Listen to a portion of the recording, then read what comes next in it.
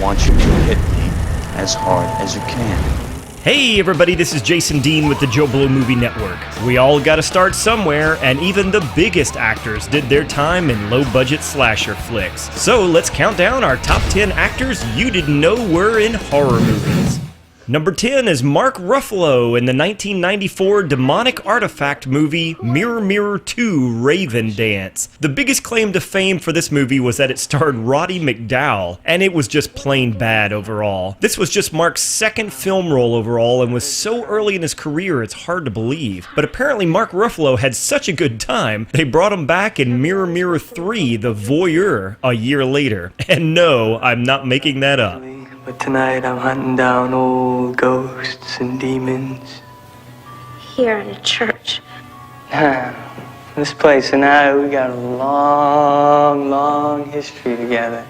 Number 9 is Katherine Heigl in a movie from 2001 called Valentine. She plays the first victim in this Halloween-style knockoff slasher movie and is out of the film within the first 8 minutes. She had been acting for almost a decade before this movie in extremely low-budget stuff with little to no direction with her career. It wasn't until 2007 when she landed the role of Allison Scott in Knocked Up that she would finally become a household name.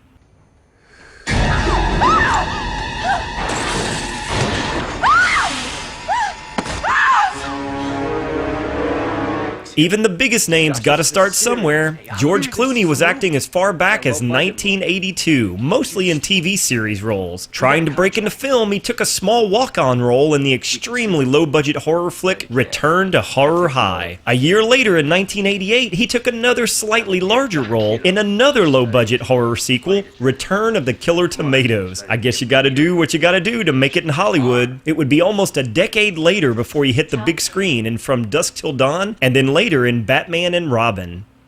Number 7 is a fan favorite. It seems like everyone out there loves Paul Rudd. He can do no wrong, it seems. He was still struggling to break into the big time when he took the role of Tommy Doyle in 1995's Halloween 6, The Curse of Michael Myers. It's probably not the best resume builder when your first big film role is in the 6th entry into a relatively weak horror franchise. It would be the mid-2000s before he hit the big time in Anchorman and then The 40-Year-Old Virgin. I'm sorry, I don't know you, do I? I'm Tommy Doyle. Number 6 is such a bizarre entry, I wasn't even sure what to make out of it myself. The movie is called Psycho Beach Party from the year 2000, but it was made to look like it was from the 60s. I was so confused, but then I realized it was a parody movie of the Gidget surfing movies from that era, but mixed with modern-day slasher horror movies. Amy Adams plays an over-the-top good girl role and ends up in this scene where her boyfriend accidentally rips off her bikini bottom, causing a fairly major wardrobe malfunction. Disgusting, perverted weirdo! And my advice to you is to straighten up, buckle down, and apply yourself like any decent Presbyterian.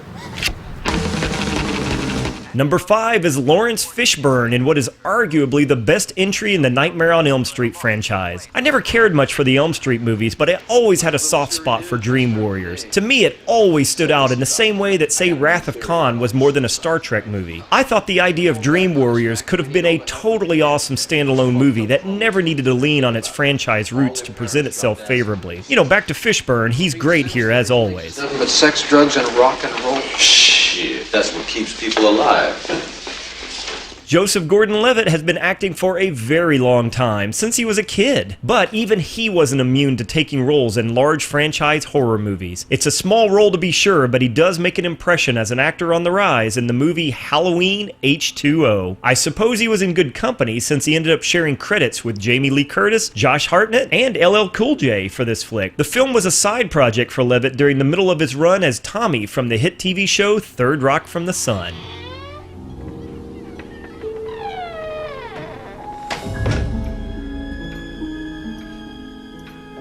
Alright, let's not anyone mess with me here. Jimmy been suspended 5 times this year already for getting a little crazy with the stick, alright? Okay.